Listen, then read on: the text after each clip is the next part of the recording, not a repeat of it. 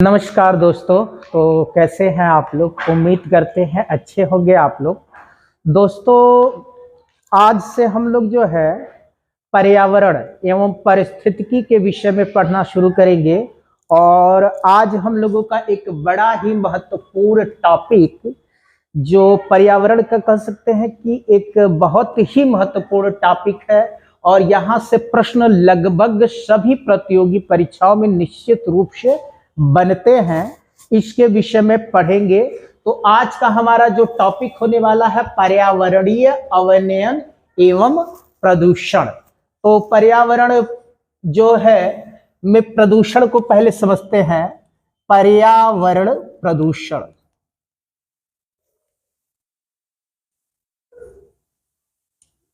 तो अगर इसको सिंपली डिफाइन किया जाए दोस्तों, तो पर्यावरण की गुणवत्ता में ह्रास, पर्यावरण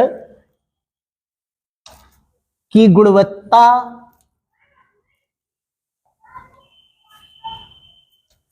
में ह्रास को ही हम लोग क्या कहेंगे?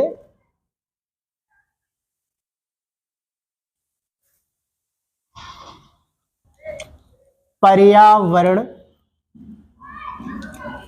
प्रदूषण कहेंगे। ठीक है, तो एक लाइन में सिंपली जो है इसकी डेफिनेशन बनी, ठीक है, कि पर्यावरण की अगर गुणवत्ता किसी भी वजह से क्या हो, इसका ह्रास हो, तो हम उसे जो है पर्यावरणीय प्रदूषण कहेंगे। अब इसका मतलब ये होता है दोस्तों कि हमारे जो है रोजमर्रा की जिंदगी में ज्यादातर जो है हम मनुष्यों के जो क्रियाकलाप है, तो उन क्रियाकलापों की वजह से जो पर्यावरण की गुणवत्ता है वो डे बाय डे, दिन प्रतिदिन जो है क्या होती जा रही, इसका जो है अवनयन होता जा रहा है, या कह सकते हैं कि क्षरण होता जा रहा है। तो इसी को पर्यावरण का प्रदूषण कहते हैं। अच्छा, अब यहां पर हम लोग समझेंगे कि प्रदूषक के विषय में।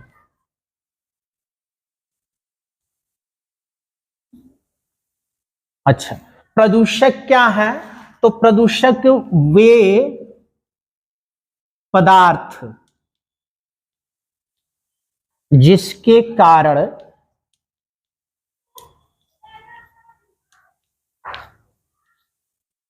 प्रदूषण होता है,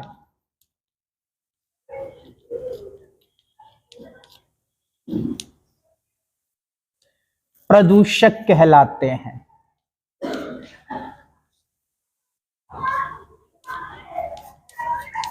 तो ध्यान देंगे, प्रदूषक जो होते हैं, हम उन पदार्थों को प्रदूषक की सूची में उन सभी पदार्थों को रखेंगे जिसके वजह से हमारे पर्यावरण की जो गुणवत्ता है उसका ह्रास होता है, तो उन्हें हम क्या कहेंगे? प्रदूषक कहते हैं। अच्छा, अब ये जो प्रदूषक होते हैं इनके वर्गीकरण को हम लोग समझते हैं।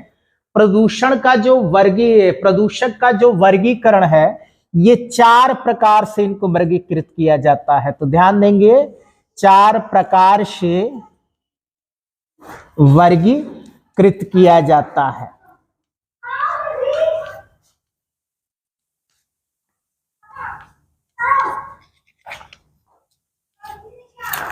तो यहां क्या ध्यान देना है कि जो हमारे प्रदूषक हैं उनको हम 4 तरह से क्या कर सकते हैं? वर्गीकृत कर सकते हैं। ठीक है, सबसे पहला इनका जो वर्गीकरण है उत्पत्ति के आधार पर।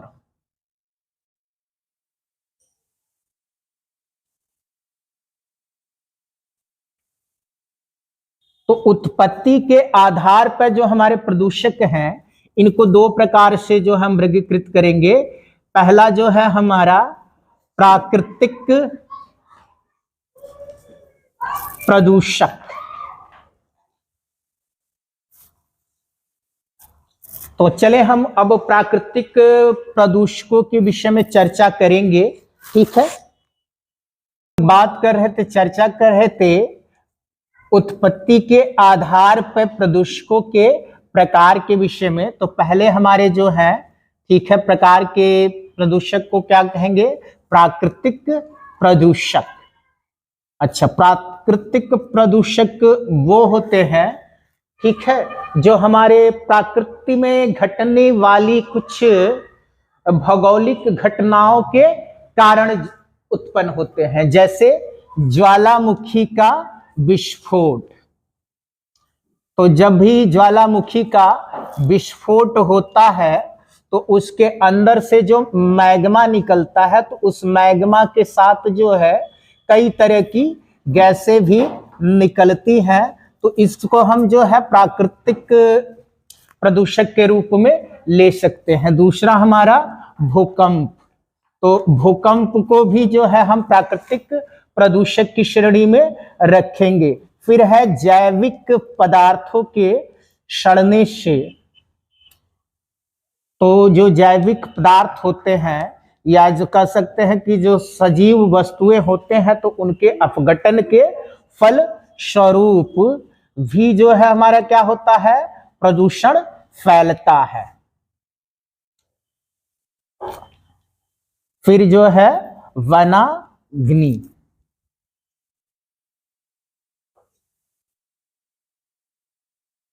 ये भी जो है हमारा प्राकृतिक प्रदूषण का एक प्रमुख स्रोत है। अच्छा ध्यान देंगे, ठीक है। ये जैविक पदार्थों के सड़ने गलने से ज्यादातर जो है SO2 और ये नाइट्रोजन के ऑक्साइड, इनके उत्पन्न होने से ही जो है प्रदूषण फैलता है। अच्छा ठीक है। इसके बाद हम जो है दूसरा जो इसमें होता है वो होते हैं मानव जनित प्रदूषक। मानव जनित प्रदूषक। तो ध्यान देंगे, अभी हम लोग जो है ये उत्पत्ति के आधार पर जो है प्रदूषकों का वर्गीकरण कर रहे हैं। तो पहला जो हमारा था उत्पत्ति के आधार पर वो थे प्राकृतिक प्रदूषक, दूसरे हैं मानव जनित प्रदूषक। मानव जनित प्रदूषक यानी वो प्रदूषक या पदार्थ जो मानवीय क्रियाकलापों के द्वारा उत्पन्न होते हैं, उनको हम क्या कहेंगे, मानव जनित प्रदूषक कहेंगे। जिसमें इसमें क्या है, हम धूम को ले सकते हैं, ठीक है। तो धूम क्या है हमारा, मानव जनित प्रदूषक की श्रेणी में आएगा। फिर जो है हानिकारक गैसों का उत्सर्जन, जैसे हम क्या करते हैं, हानिकारक पदार्थों का उत्सर्जन।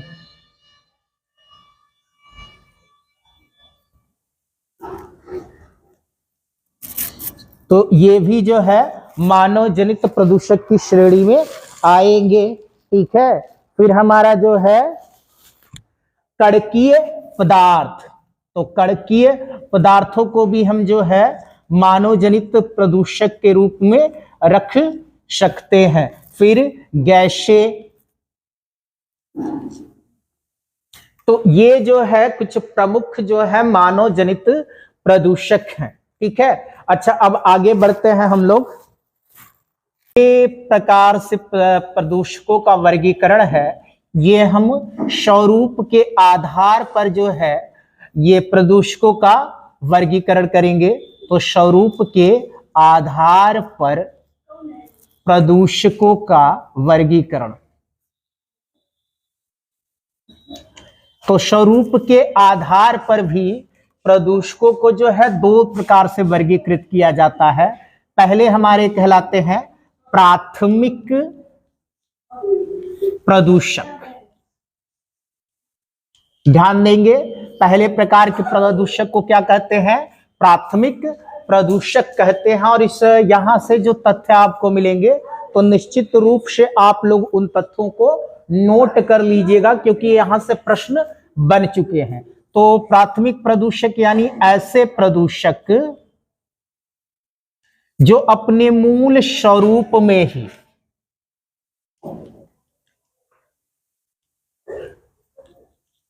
क्या करते हो, प्रदूषण फैलाते हो, उनको हम क्या कहेंगे, प्राथमिक प्रदूषक कहेंगे। तो ऐसे प्रदूषक जो अपने मूल स्वरूप में प्रदूषण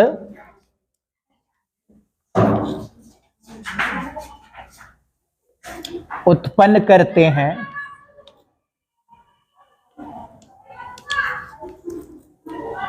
वे क्या कहलाते हैं, प्राथमिक प्रदूषक कहलाते हैं। अच्छा, कुछ प्रमुख प्राथमिक प्रदूषकों में हम किसको किसको ले सकते हैं? डीडीटी को।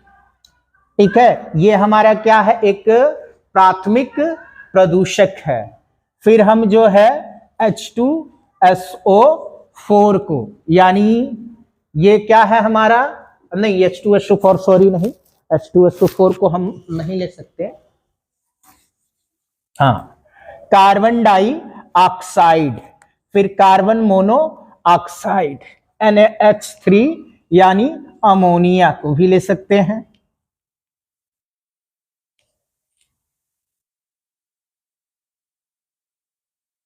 तो ये हमारे कुछ जो है प्रमुख क्या है? प्राथमिक प्रदूषक हैं। तो थोड़ा इनकी परिभाषा को आप लोग ध्यान देंगे। ऐसे प्रदूषक जो अपने मूल रूप में ही प्रदूषण उत्पन्न करते हैं, यानी ये जो हमारे प्रदूषक होते हैं, अगर इनका हम उत्सर्जन जो है इनके उसी प्रारंभिक स्वरूप में करें तो भी ये क्या करेंगे? हमारे जो है पर्यावरण की गुणवत्ता का ह्रास करते हैं। अतः इसलिए हम इनको क्या कहते हैं? प्राथमिक प्रदूषक कहते हैं। प्राथमिक प्रदूषक में यहाँ कुछ प्रमुख प्राथमिक प्रदूषकों की मैंने लिख रखा है, जैसे DDT, carbon dioxide, carbon monoxide और अमोनिया। तो ये क्या है? प्राथमिक प्रदूषक हैं। अच्छा, इनके साथ साथ हम कणकीय पदार्थों को भी ले सकते हैं। शॉर्ट में इनको पीएम यानी पार्टिकुलेट मैटर्स भी कहेंगे। तो ध्यान देंगे, ये क्या है? हमारे प्राथमिक प्रदूषक हैं। चले अब हम लोग जो है द्वितीयक प्रदूषकों के विषय में बात करेंगे। दूसरे प्रकार के अगर स्वरूप के आधार पर प्रदूषकों के वर्गीकरण को हम लोग देख रहे हैं, इसमें दूसरे प्रकार के जो है प्रदूषक हैं उनको हम जो है द्वितीयक प्रदूषक कहेंगे। अच्छा, द्वितीयक प्रदूषक वो होते हैं जो हमारे वातावरणीय अंतःक्रिया के फलस्वरूप उत्पन्न होते हैं, यानी जो हमारे क्या है? प्राथमिक प्रदूषक हैं। ठीक है, तो ऐसे कुछ पदार्थ हैं जब ये वातावरण में जाते हैं तो वातावरण में उपस्थित अन्य जो है पदार्थों के साथ जो है अंतर क्रिया करके क्या करते हैं? ये प्रदूषण को उत्पन्न करते हैं। इसलिए इनको द्वितीयक प्रदूषक के रूप में वर्गीकृत किया जाता है। तो ध्यान देंगे, ये अपने मूल स्वरूप में जो है ठीक है प्रदूषक नहीं होते हैं, लेकिन जब ये वातावरणीय अंतःक्रिया करते हैं ठीक है तो उसके पश्चात इनका जो है ये हार्मफुल या कह सकते हैं कि हमारा विषाक्त प्रभाव उत्पन्न होता है। तो इसलिए इनको क्या कहा जाता है? द्वितीयक प्रदूषक कहा जाता है। और ध्यान देंगे, यहां से प्रश्न बन चुका है, इसमें हमारा जो है पैन गैस, तो पैन के विषय में कई बार यहां पर आ चुका है। ठीक है, इसका नाम जो है पेरोक्सी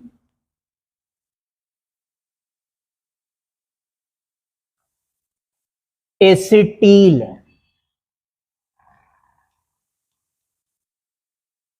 नाइट्रेट होता है।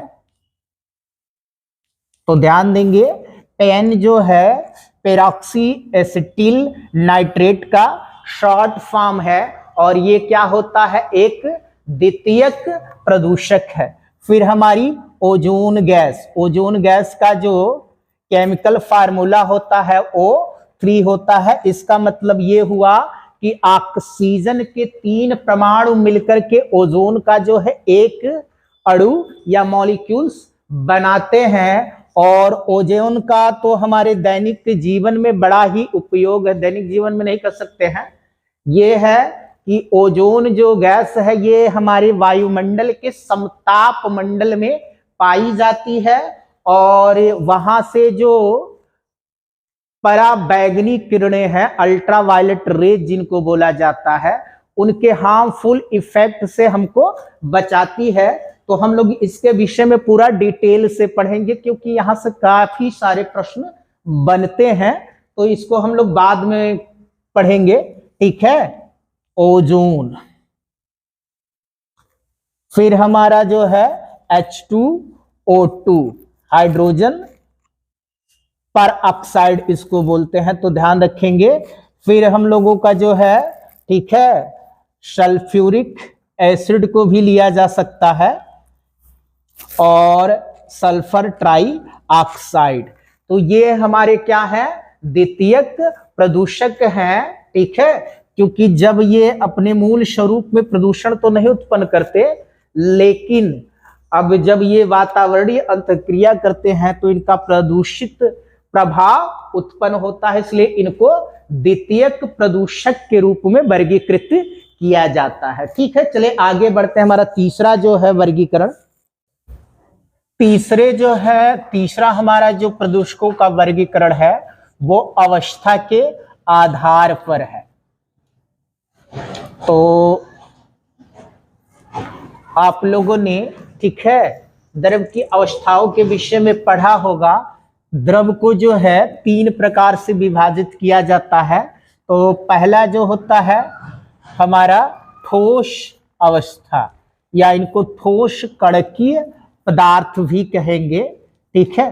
तो ऐसे प्रदूषक जो किस रूप में पाए जाते हैं, ठोस रूप में पाए जाते हैं, उनको हम जो है क्या कहेंगे, ठोस कणकीय प्रदूषक कहेंगे। अच्छा, इसमें ध्यान देंगे, जो ठोस कणकीय प्रदूषक है इसमें हमारा क्या क्या आ सकता है, उद्योगों से के अपशिष्ट,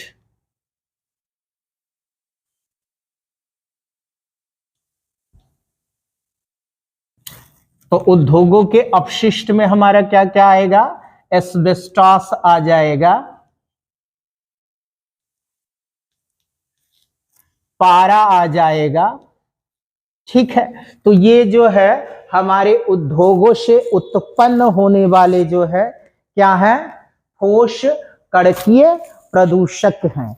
इसके साथ साथ हमारा जो है एरोसोल,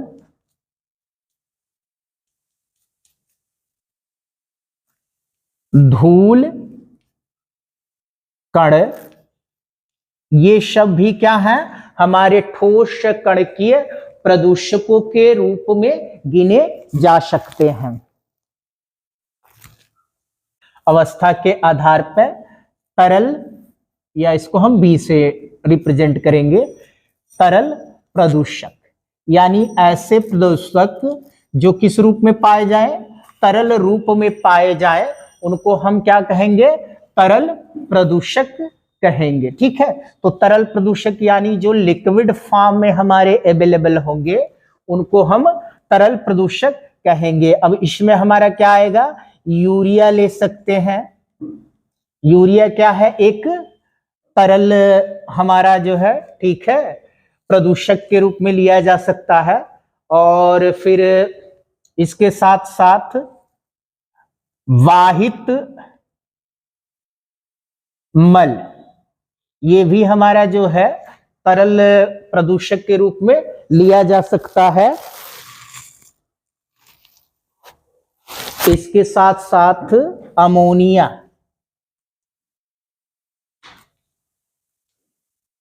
और नाइट्रेट युक्त जल, तो ये क्या है, हमारे तरल रूप में पाए जाने वाले प्रदूषक हैं। इनको हम तरल प्रदूषक के रूप में वर्गीकृत करते हैं। अच्छा, ध्यान देंगे, वाटर में हमारा जो है, ठीक है, नाइट्रोजन की वजह से बच्चों में खास तरह का डिसऑर्डर जिसको जो है ब्लू बेबी सिंड्रोम कहा जाता है, तो ये ब्लू बेबी सिंड्रोम होता है, ठीक है। तो इसको ध्यान देंगे। अच्छा, चले अगले जो है हम कैटेगरीज की तरफ बढ़ते हैं। ये प्रदूषक,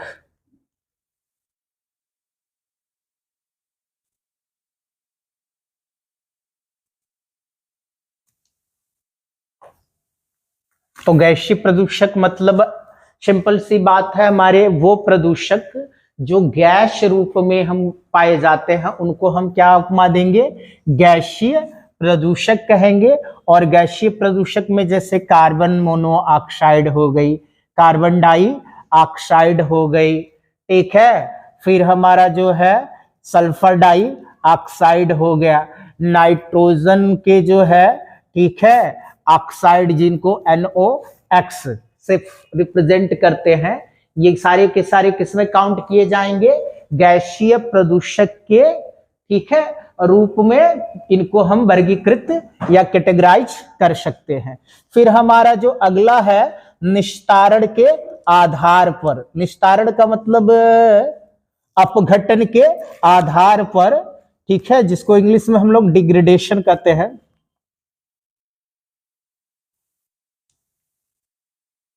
तो हमारे प्रदूषकों को निस्तारण या डिग्रेडेशन के आधार पर भी जो है दो तरह से वर्गीकृत किया जाएगा। पहले जो वो प्रदूषक जो सूक्ष्म जीवों के द्वारा क्या हो जाते हैं, अपघटित किए जा सकते हैं। तो सूक्ष्म जीवों के द्वारा अपघटनीय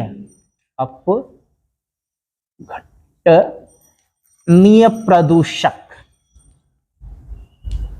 तो ध्यान देंगे ऐसे प्रदूषक, ठीक है, जिनका जो है प्रकृति में या हमारे पर्यावरण में उपस्थित सूक्ष्म जीवों के द्वारा क्या हो जाता है, अपघटन हो जाता है, तो उनको हम क्या कहते हैं, ठीक है, बायोडिग्रेडेबल। उनको क्या कहते हैं, बायोडिग्रेडेबल, ठीक है, पॉल्यूटेंट कह सकते हैं, यानी जैव अपघटनीय प्रदूषक भी उनको कहेंगे। ठीक, अच्छा यहां ध्यान देंगे, यहां से ये प्रश्न बन चुका है, ये सूक्ष्म जीव जो है, बार बार यहां शब्द आ रहा है, तो इन सूक्ष्म जीव में दो तरह के जीव हमारे शामिल होते हैं, कवक और जीवाणु।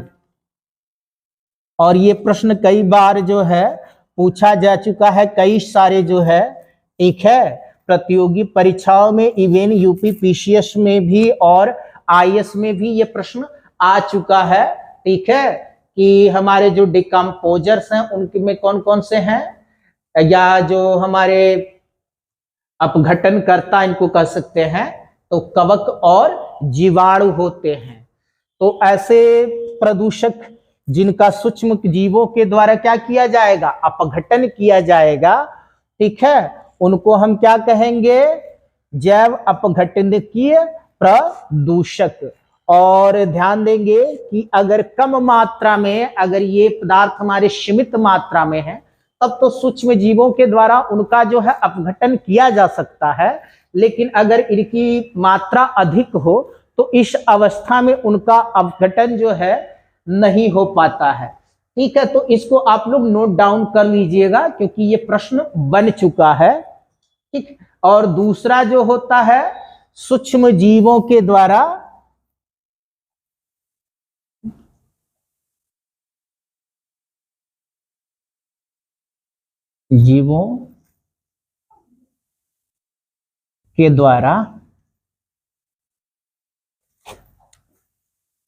अनअपघटनीय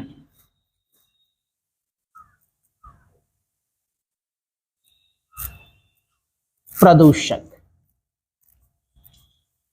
यानी ऐसे प्रदूषक जिनका जो है हमारे पर्यावरण में उपस्थित ये जो डिकम्पोजर्स हैं, उन डिकम्पोजर्स के द्वारा डिकम्पोजिशन नहीं किया जा सकता है, उनको हम क्या कहेंगे, सूक्ष्म जीवों के द्वारा अनअपघटनीय प्रदूषक की श्रेणी में रखेंगे। और इसमें हमारे जो महत्वपूर्ण प्रदूषक हैं तो उनके विषय में हम ऊपर लिख देते हैं।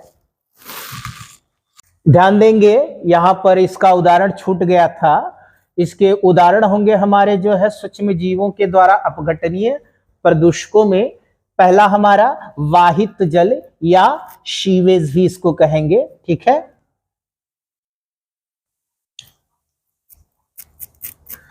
फिर जो है अपशिष्ट पदार्थ, अपशिष्ट पदार्थ, ये भी हमारे क्या होंगे, सूक्ष्म जीवों के द्वारा अपघटनीय है। और इसके साथ साथ हमारे क्या आते हैं, ये वाहित जल अपशिष्ट पदार्थ हो गया, और करकट। तो ये क्या है, जैव अपघटनीय है। ठीक है, इसके बाद हम जो है सूक्ष्म जीवों के द्वारा अनअपघटनीय प्रदूषकों की बात करेंगे। लोग बात कर रहे थे सूक्ष्म जीवों के द्वारा अनअपघटनीय प्रदूषकों के विषय में। तो इसमें जो है, ठीक है, जहरीली भारी धातु,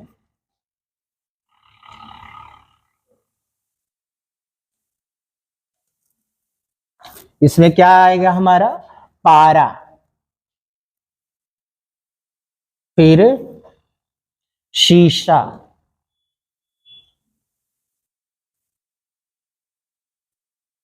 फिर हमारा एस्बेस्टास,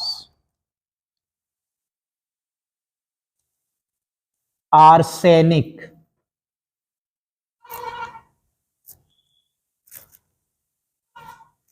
कैडमियम,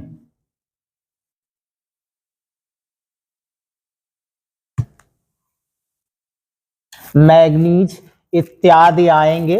फिर इसके साथ जो है हमारा BHC, DDT, फिनॉल,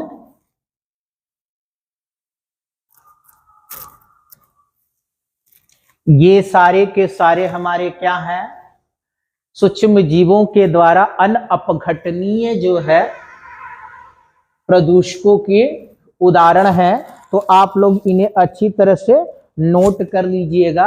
और अच्छा, इसमें एक और होता है महत्वपूर्ण हमारा, जिसको जो है खरपतवार नाशी के रूप में यूज किया जाता है, 2,4-D। तो दोस्तों, यहाँ आज की वीडियो में हम लोगों ने, ठीक है, हमारे पर्यावरणीय अनवनयन और प्रदूषण वाले टॉपिक में, ठीक है, जो विभिन्न प्रकार के प्रदूषक हैं, जिनको हमने क्या किया था, उनकी प्रकृति के आधार यानी उत्पत्ति के आधार पर, अवस्था के आधार पर, स्वरूप के आधार पर और निस्तारण के आधार पर वर्गीकृत किया था। ठीक है, और उनके एग्जाम्पल्स भी हम लोगों ने देखे। तो आज के वीडियो में हम लोग इतना ही देखेंगे।